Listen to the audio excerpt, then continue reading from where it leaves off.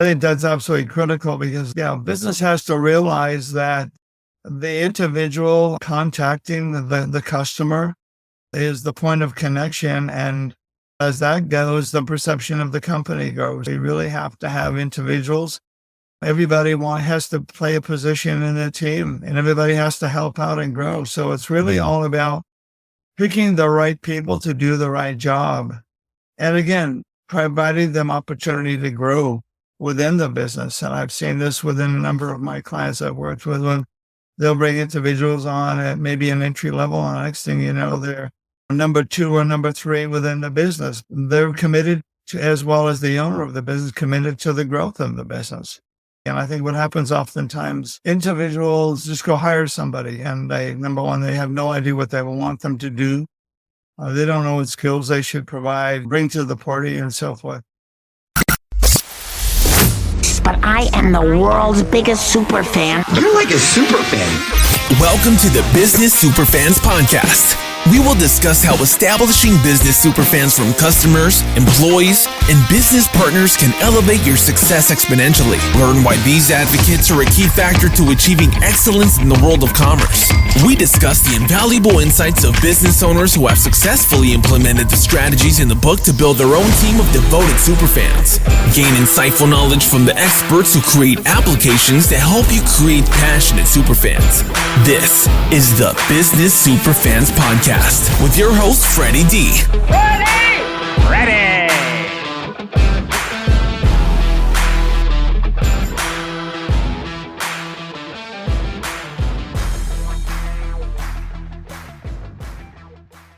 With a robust background in electronics manufacturing, particularly during the pioneering era of solid-state computers, our guest, Gordon Parkman, has dedicated over 2 decades to transforming various industries, including the vibrant music sector. His journey began with the launch of an electronics division, which he skillfully expanded from a small, dedicated team to a thriving operation of 200 talented individuals spread across multiple locations. This remarkable growth is a testament to his visionary leadership and strategic insight. As a corporate leader, Gordon has played a pivotal role in numerous business acquisitions and turnarounds, demonstrating his ability to navigate complex challenges and drive significant improvements in organizational performance. Recognizing a need for guidance among small business owners, Gordon founded Achieve Results Consulting, ARC, in 2009, where he has been channeling his extensive experience into coaching and mentoring entrepreneurs.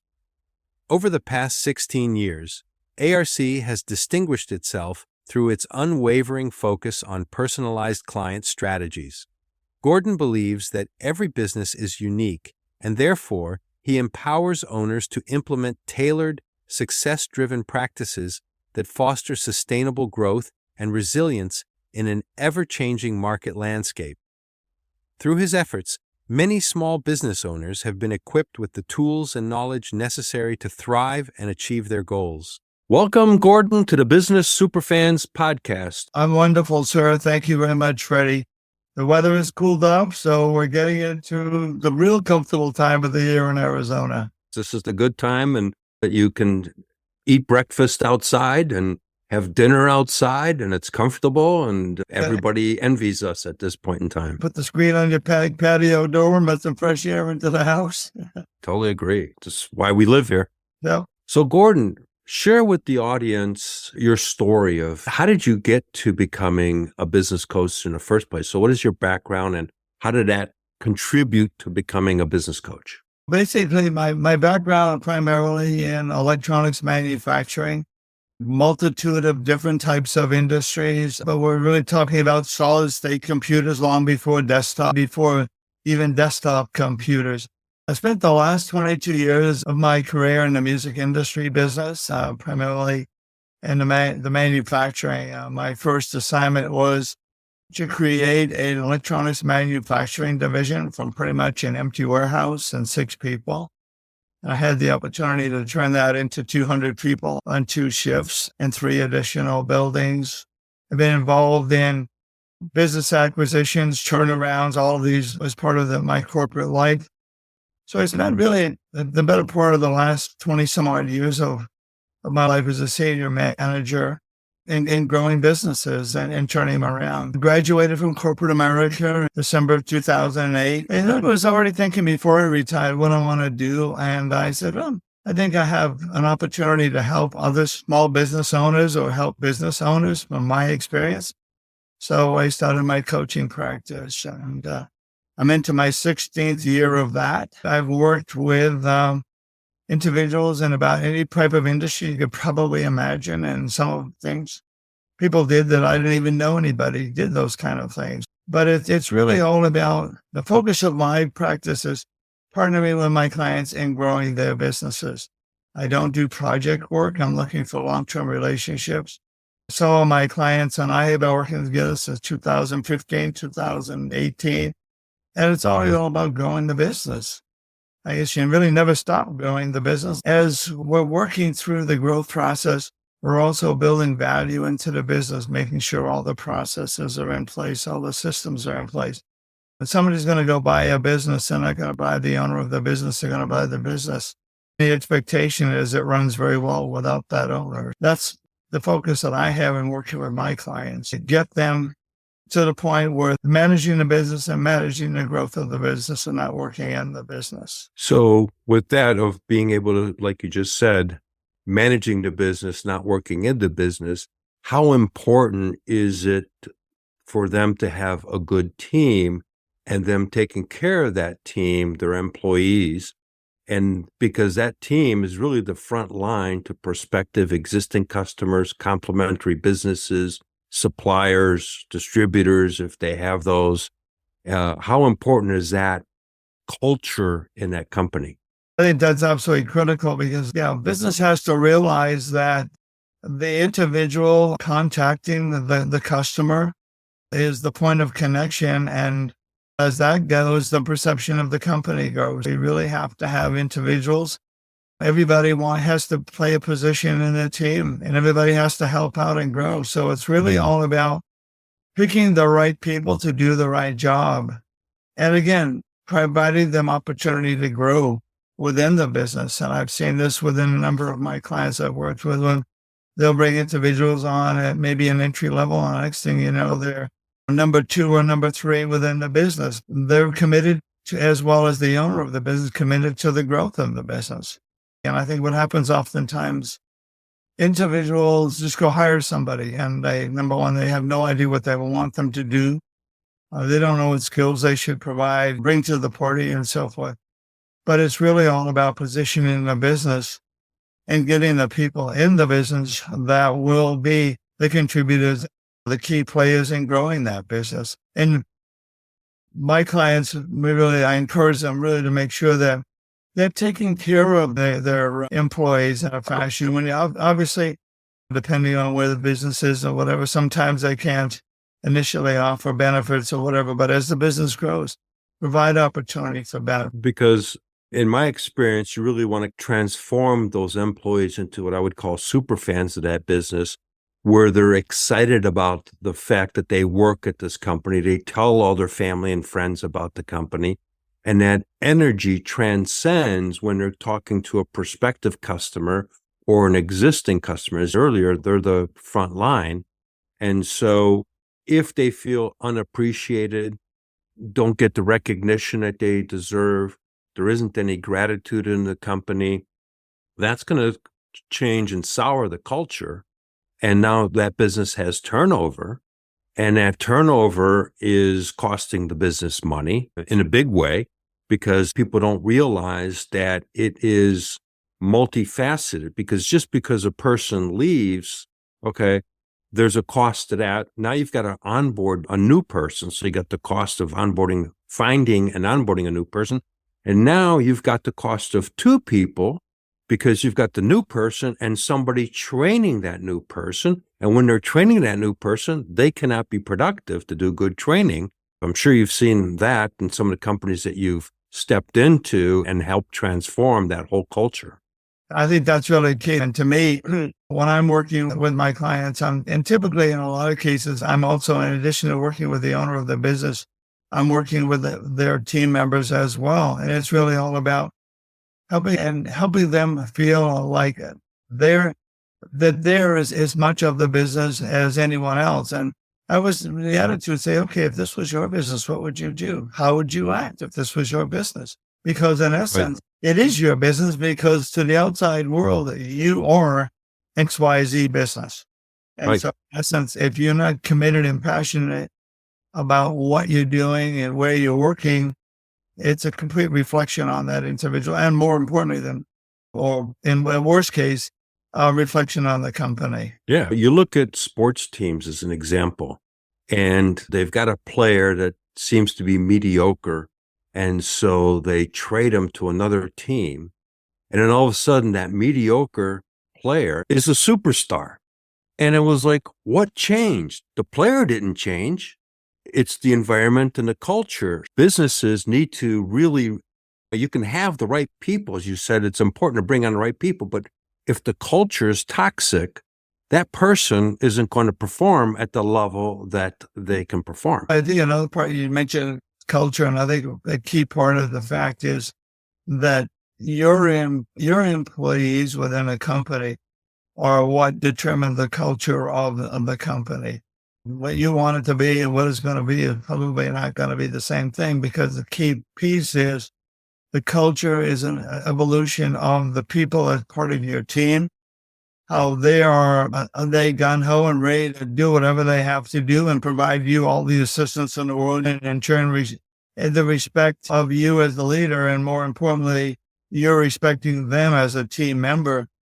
And as you say, and the other part too is the fact that when you're bringing in new people into the team, having team members interview them as well. I know I'm here to provide you the resources and the guidance everywhere we need to go, but if you're not going to want to work with so-and-so, then it's not going to help either party. Yeah. One of the things I learned about leadership in my years in the corporate world and beyond is a good leader empowers their team, and their job is to make their team successful. If they make their team successful, they don't have to worry about their success or the company's success, because the team will take care of that automatically. I know the key element of being a good leader is being a good listener. Listen to what's going on. I know that in the businesses that I ran, they were all manufacturing businesses, and one of the things that I made sure every single morning I went around and said good morning to every single that worked for me. And I think what happens is it provided a level of interaction and respect for one another that if they had something bothering them, they would say, hey, you got a couple of minutes? And I'd take that couple of minutes. I remember, never forget, this was many years ago, but I was going around in the morning and one of the ladies said, you didn't come around yesterday morning. How come? And I said, I had actually the president, my boss, the CEO, had come up. We had an offsite meeting early in the morning, and by the time the day came, he was there, and I just didn't have a chance. But it was like I said, "Thank you," and she said, "What do you mean, thank you?" I said, "Thank you for reminding me of what I need to do every morning." Yep. That's when you develop the respect, and they're feeling part of the group. Not feeling. The other thing I used to do was I would have monthly company meetings, and I'd tell them how we were doing. And I was remember I was up in Washington State, and I was having dinner with a gentleman I had met up there. He was in another business, and we're having dinner, and he said, how's your day? So I had my company meeting, my quarterly company meetings. What do you tell him? I said, I tell him how things are going. He said, what do you tell him? I said, the only way that I can improve on where we are is that the people who are part of my group understand where we are, where we need to focus our attention. If something needs a little bit more focus, they're the ones that are going to do it. It's the quality problem. I'm not going to be the one that get our production back to the amount we need to get out per day. Those are the people that are going to do it. When I was running the interpreting translation company for a little while, what we did is when I took over the company, we set up Monday morning meetings at 10 a.m. It was 30 minutes. Each department reported what was the previous week, what was their goals and thoughts for the upcoming week. But we knew the mark that we were shooting for. And then when we had the accountant in the meeting as well, it says, okay, where are we at to our goal? And okay, we've hit this much. And so I said, I'd be cheering and say, all right, man, congratulations. We hit another milestone. And we grew that company close to $1 million in a year's time because of that, because everybody knew what the goal was. And just like you said, everybody was part of that process. They weren't left behind. They knew where we were financially. We didn't play secrets. We shared what the profit margin is, where we're at, all that stuff, because they were, like you just said, you and I couldn't do it by ourselves. We need them to help do it. And more importantly, they were working with independent contractors that were our interpreters. One of the things I talk about in my book, Creating Business Superfans, is the importance of recognizing everybody in the whole ecosystem, because there's speakers that talk about employee experience and customer experience, but nobody talks about subcontractors. Nobody talks about suppliers. Nobody talks about distributors. Nobody talks about complementary businesses. And the reality is all that comes into play. And what we did is we started a newsletter for the interpreters. And we edified an interpreter once a month that went above and beyond stuff. And that started to change. We started sending birthday cards out to the interpreters. And these are independent contractors. But the reality was they were the front line that would go to a particular hospital and do interpreting, or go to a court and do interpreting for an individual. They were representing the company. So it was important to have them as a super fan that says, man, this is a great company. Because then that customer says, all right, we picked the right company, especially if it's a new customer. We ended up getting more business out of that. I think those are the kind of things that are really critical you talk about. I think really what you're looking to do is, going back to earlier, is the fact that developing a team of super fans and radiates throughout the community. When these people are out in the community, they're out talking to other business people, they're out talking to family people. I mean, they're talking about, hey, this is really what was going on. Hey, this is really cool. Things are going. These kind of things. What happens is it develops a network which really ultimately strengthens the business, because the community is hearing from people who are part of the business, the people who are making things happen in reality. Hey, this is a really cool place to work. And then going back, what you talked about, turnover is incredibly expensive. And I think what happens oftentimes is inexperienced business leaders have no concept of that and how much it really costs you. And I think you went through the scenario of what's involved in it, and you become incredibly inefficient because you're starting out, all new people. You're taking somebody that you need to do a job. These are some of the things that I'm working with my clients. And in a couple of cases, I not only worked with the owner of the business, but I worked with their team members in helping them in developing themselves as individuals and how they can be more efficient, more effective for themselves, which in turn becomes more effective and efficient for the business, from a standpoint of providing them guidance that helps, ultimately at the end of the day, helps the overall business, because these people are more efficient, which in turn makes the overall business more efficient. These people are committed and realizing the fact that their boss is spending money on me to help with them. So the level of their appreciation of the fact, hey, this really feels really important because they're providing Gordon as a resource to help me and become a better employee, become a better performer within the business, and those kind of things. One of the things that I implemented and was taught years ago was where I would have the team member write down how they would describe them being successful in their position. So they wrote it all down. They wrote out what the goals would be, what the measurements would be. They did it all. I provided them with the guidelines and some questions, but they put it together. So now they owned the position because they created the job description of their position. So it's their job and it's their goals. So my job became easy because now my job was to turn around and say, hey, Gordon, this is what you described as being your objectives for this year. And we're doing pretty good on these, but we're coming up short. How can I help you hit goal number 4 on your list? And it's a completely different mindset because they've owned it now. I think that's, as you described them, kind of the way I work with my clients. When I'm talking to them, I'll say, okay, what does success look like for you in December of 2027? This is one of usually, when I'm talking with someone, this is almost an entry level question I ask them because I want to get an idea where they see themselves. And I always use, what does success look like to you? Because in essence, that's really what it's all about, is them being successful and doing their job. Okay, now what do you need to do to reach that level? What are the goals that you need to look at? This is where you want to be. If this is what success looks like for you in 2027, what do you look like in December of 2025? What resources can I provide to help you achieve your goal as my team member? I think those are the kind of things that I really encourage all the business leaders I work with to be talking with their people, because it's the same thing as the standpoint of, they need to look at it from a standpoint, for me to be successful, this is what I have to do. When I reach this, I'm making this contribution to the company. In turn, the company is providing me these resources to help me do these kind of things.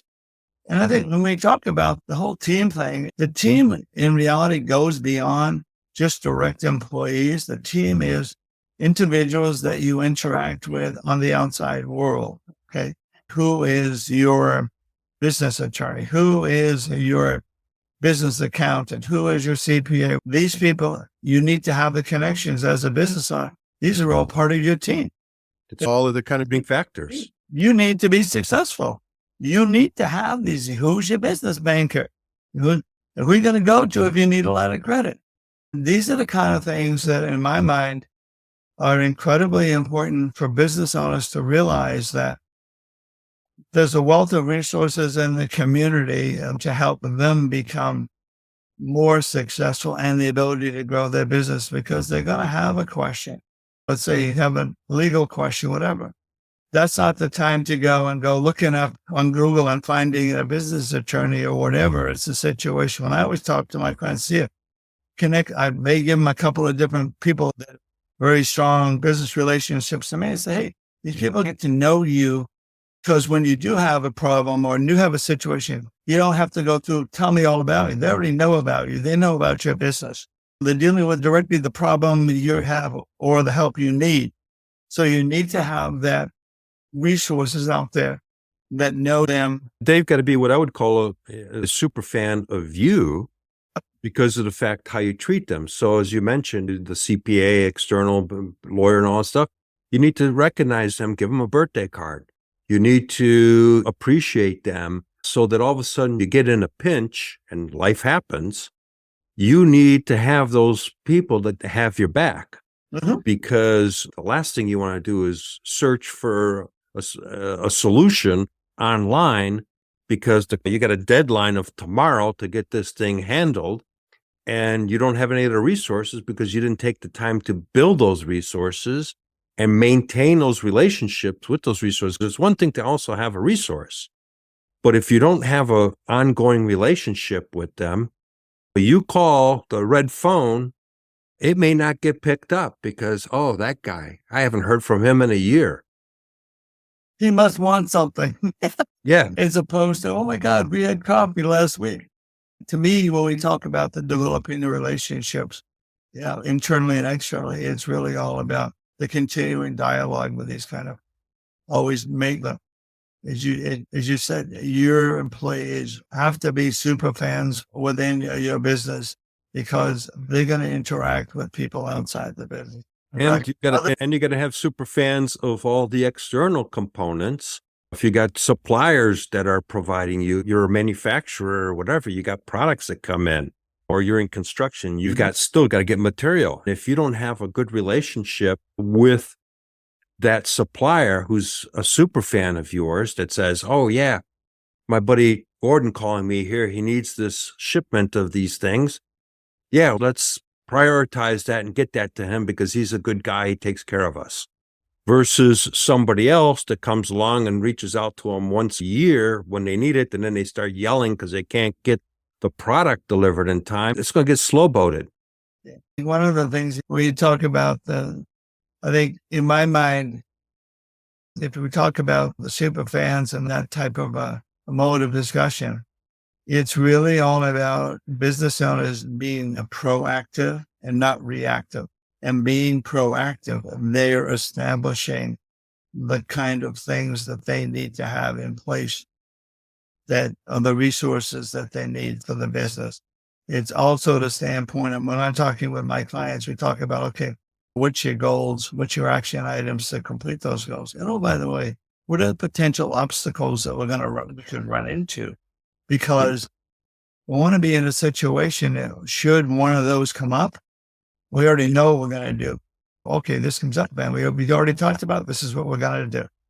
And that's how you become and continue to be incredibly efficient and effective, because you're not wasting time in a reactionary mode. You are functioning and proactive. And I think that really the whole environment of the business community is really to have that kind of resources available to you, have that mentality. Think ahead. You have to always be thinking ahead. Yeah. Not worry about 11 o'clock this morning, but let's worry about what do we need to get in place by the end of this year. So when we hit January 1, 2025, we're going to be blasting off and dealing with that. And we've cleaned up all the stuff we need to have in place.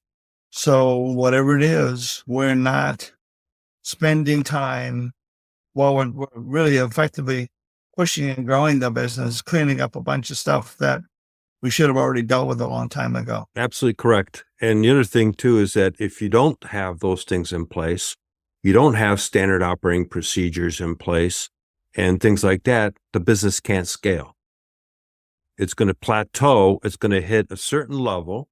And if you're working in your business, you're going to reach a plateau. You're going to have some success, but you're going to hit that ceiling and you're going to keep hitting your head against that ceiling. You're not going to pass beyond that ceiling because you can only do so much working in the business versus getting the team and releasing yourself to where you're saying, okay, that person's going to take over this responsibility and empower that person with decision-making capabilities so they can make the decisions. If they make a wrong decision, don't chastise them. It's a learning experience because they'll feel bad enough about it.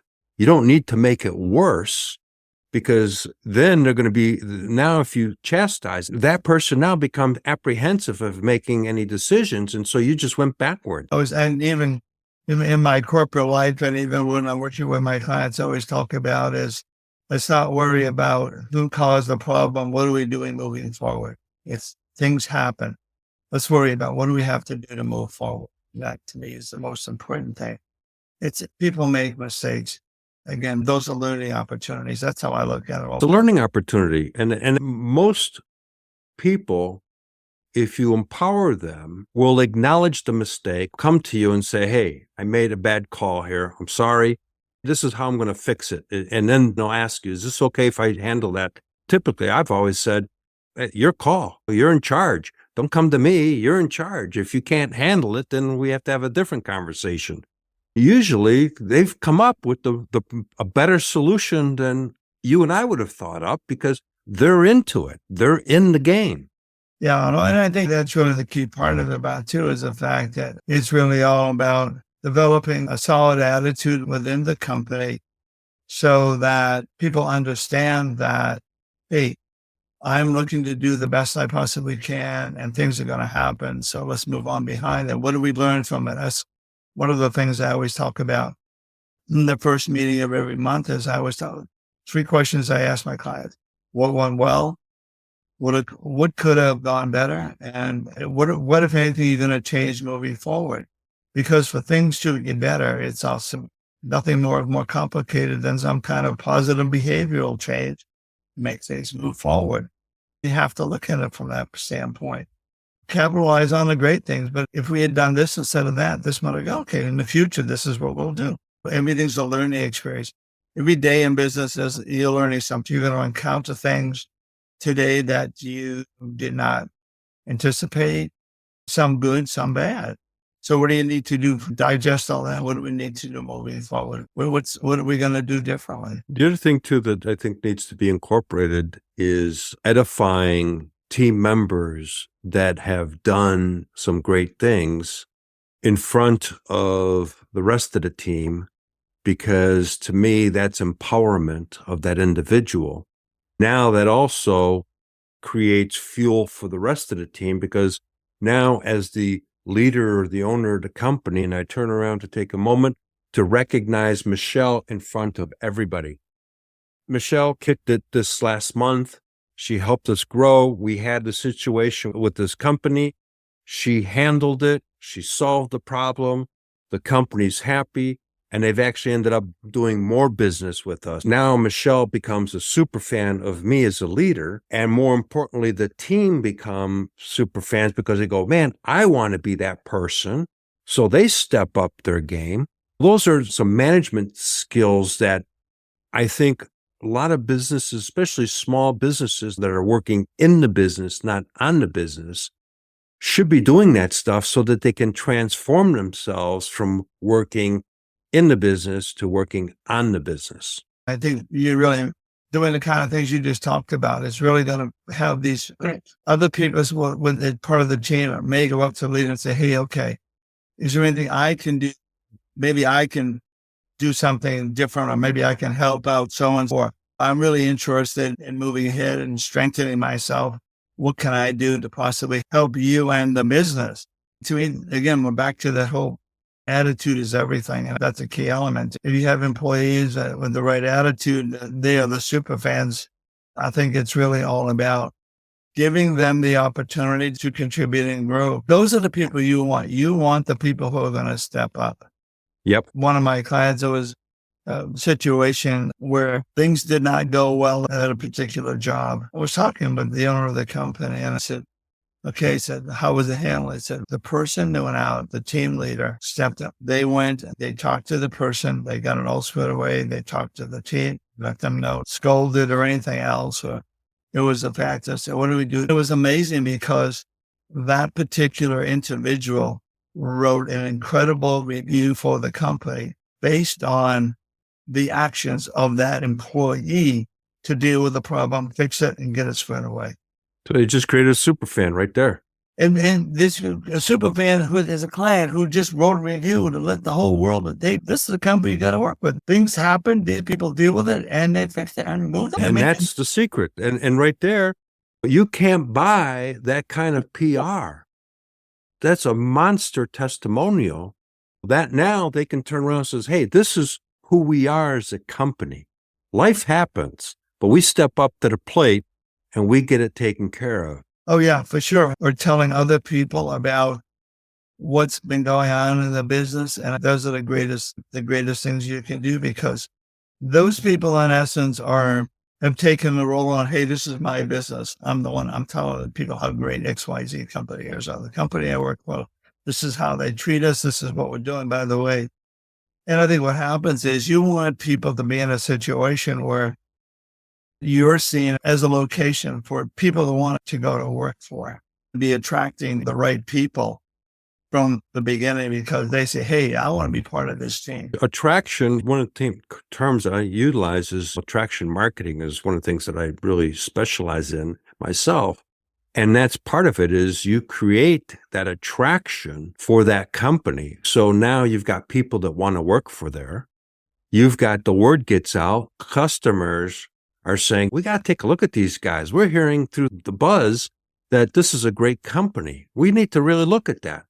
And you start attracting more business. And that's how I talk about the fact that having a team of super fans collectively is what helps propel a business, and it doesn't cost them money. All the kind of things that we've just talked about in no manner, shape, or form between anybody. Yeah.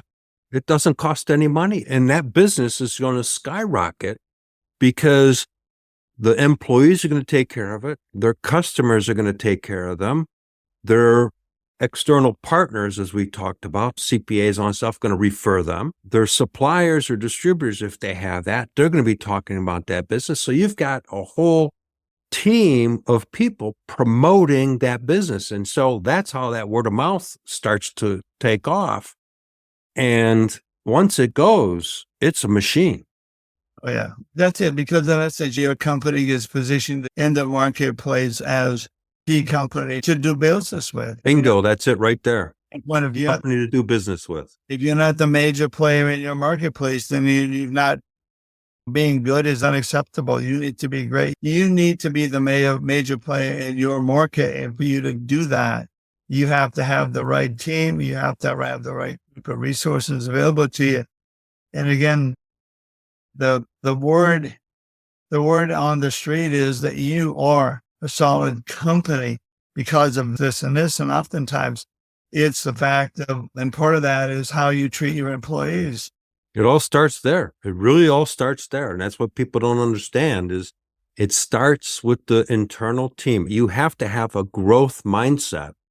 And that's the first thing. You got to transform your mindset to being a growth mindset, because then that's when everything starts to come into play. To me, that's where I decided to focus my attention with my clients is on really growing the business. And people always say, what's a good client for you? Anybody who's committed and passionate about growing their business. I don't care what they do. It doesn't really matter. Business to business. Fundamentals are fundamentals. Yeah. Financial controls, marketing, sales, operation, administration. Doesn't matter what you do or what service you perform, what product you build, whether you're an attorney or a doctor, a dentist, a manufacturing company, whatever it is, it doesn't really matter. Business is a business. The most important things are the same. And you need to know them. Business owners really have to have a clear understanding of what their business needs. It's not all about them. It's what the business needs. What do you need to do for your business? And again, we spent a good deal of our time in talking about people. In my mind, and I've always felt this very strongly, that people are a business's most important asset, and you have to invest in that asset just like you invest in any other asset. I always take a look at the standpoint of things get tough. Things are really getting tough, so you got to cut costs. I always encourage people, let's not start looking at people. Let's look at other ways to cost, because we're going back to the conversation we had. To replace these people, it's going to be very expensive when things swing. Yep. To maintain a level that we keep these people, so that when things swing around, we're not Team is still there. starting over theory. Oh yeah, absolutely. You forget where you are, because you got to get people trained, understanding what you do, how things work within the business. Yeah. So as we come to the end here, Gordon, it's been a great conversation. Do you have an offer that you want to present any of our listeners? Sure. Yeah, I would like to provide anyone a discovery meeting, which is really a consultation about their business. I provide that to be real confidentially and confidential. And again, it's really all about helping me understand your story and your business. That's on the table for anybody who'd be interested in taking advantage of that. How can people find you, Gordon? Have a good, solid presence on LinkedIn. That would be a great place if people want to understand me. I have a website, achieveresultsconsulting.com. My email is gparkman@achieveresultsconsulting.com. Those are the best ways to get in touch with me. I do have a phone, but typically what happens, my phone rings and name doesn't show up. I don't answer the phone. All right, Gordon, it's been a pleasure having you on the show. Great conversation, and we look forward to having you on the show down the road.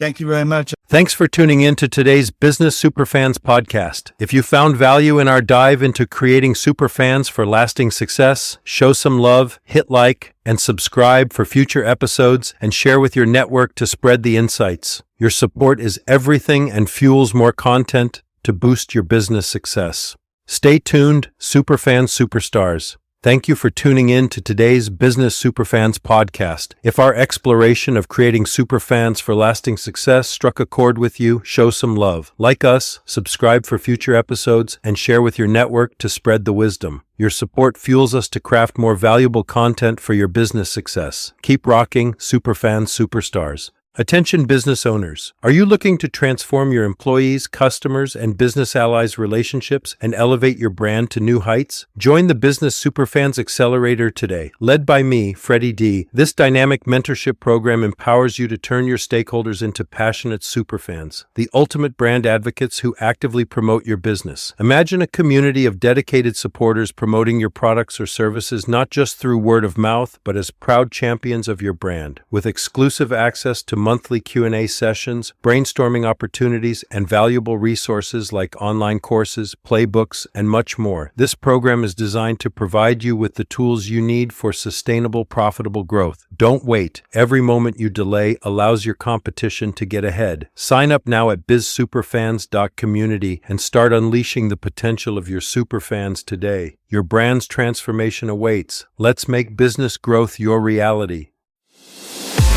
We hope you took away some useful knowledge from today's episode of the Business Superfans Podcast. The path to success relies on taking action. So go over to businesssuperfans.com and get your hands on the book if you haven't already. Join the Accelerator community and take that first step in generating a team of passionate supporters for your business. Join us on the next episode as we continue guiding you on your journey to achieve flourishing success in business.